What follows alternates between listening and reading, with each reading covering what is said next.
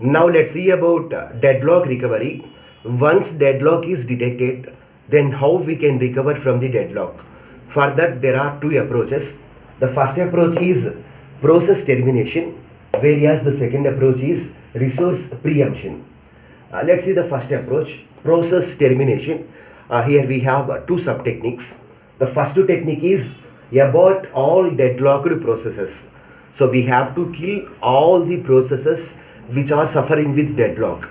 So there are 10 processes in the system, but out of 10 processes, let us assume that 3 processes are suffering with deadlock.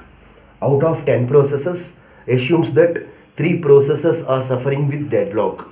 Then we have to eliminate these 3 processes now. But the disadvantage of this approach is, let us assume that those 3 processes are P0, P1, P2. Let P0 has completed 95% of execution, P1 has completed 90% of execution, let P2 has completed 88% of execution. So P0, P1, P2. So these 3 processes are completed so much of execution time. So in order to execute these 3 processes, so it is taking so much of CPU time, next so much of memory storage, and so much of IO resources. But once we kill all these 3 processes, then all those resources will be wasted. CPU is wasted, memory is wasted, as well as IO devices are wasted. So we can say that this is very expensive approach.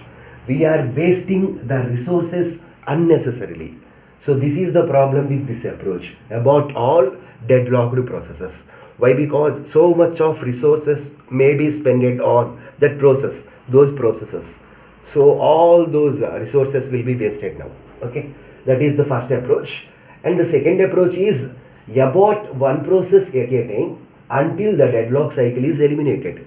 So let us assume that here 3 processes are suffering with deadlock. So first kill the first process and apply deadlock detection algorithm in order to check whether the deadlock cycle is eliminated or not. Suppose if the deadlock cycle is eliminated, then there is no problem.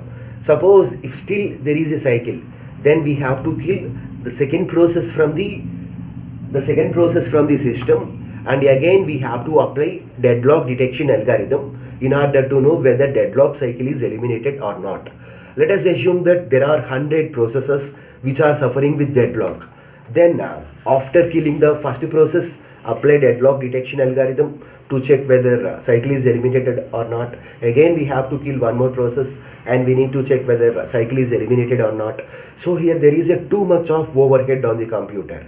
Why? Because we are applying deadlock detection algorithm every time after killing the process. So there is a too much of burden on the computer because of too many deadlock detection algorithms needs to be applied on the deadlock cycle. Okay, so this is the disadvantage of this approach. Okay, so which process we have to abort? Here we have several processes. So which process we have to abort now?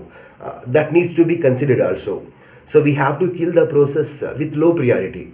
If we have high priority processes and low priority processes, then it is better to kill the process with low priority than high priority, and kill the process which is executed for less period of time, which is executed for less percentage of time. Here we have one more process whose execution time is completed only 10%.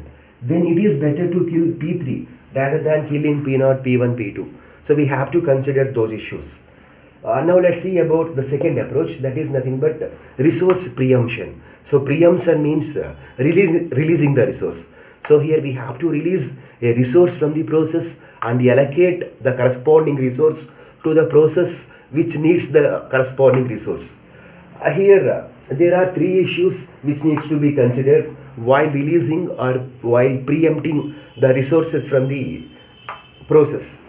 So the first issue is selecting a victim, the second issue is rollback, third issue is starvation. So what is the first issue? Selecting a victim. So which process we have to select? Let us assume that 10 processes are suffering with deadlock. So out of all the 10 processes, so which process we have to select?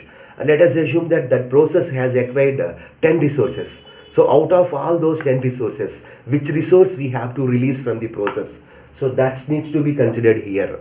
So here it is better to mm, release the resource which is having some low priority. It is better to select the process which is having some low priority and which completed less execution time. Like that we have to consider. And the second one is rollback. So what should we have to do with the process in which the resource is released?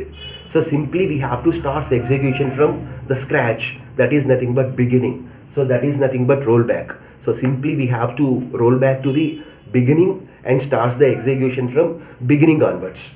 And the last one is starvation. There may be a possibility that several times only a single process resources may be released. So in that situation, that process may wait for a long amount of time for its execution. So that problem is known as starvation. So by selecting these three, by considering these issues in mind, we have to preempt a resource from the process. So in this way, we can recover from the deadlock with the help of process termination as well as resource preemption.